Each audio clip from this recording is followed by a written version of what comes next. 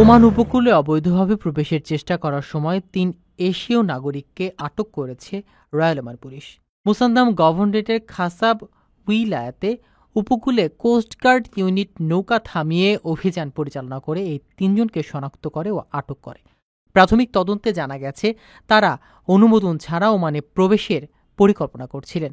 আটক ব্যক্তিদের নিরাপদে হেফাজতে নেওয়া হয়েছে এবং তাদের বিরুদ্ধে আইনগত ব্যবস্থা নেওয়া হচ্ছে।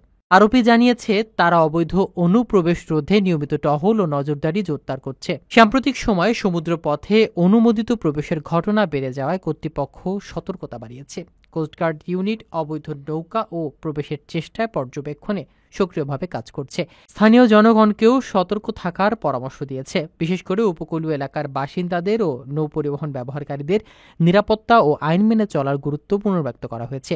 আরবে জানিয়েছে ভবিষ্যতেও অবৈধ অনুপ্রবেশ রোধে তারা শক্তিশালী পদক্ষেপ গ্রহণ করবে।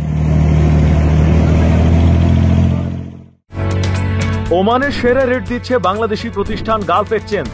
প্রিয়জনকে টাকা পাঠাতে আজই আসুন আমাদের যে কোনো ব্রাঞ্চে অথবা কল করুন স্ক্রিনে দেয়া নাম্বারে। গালফ এক্সচেঞ্জ, বাংলাদেশিদের প্রিয় এক্সচেঞ্জ।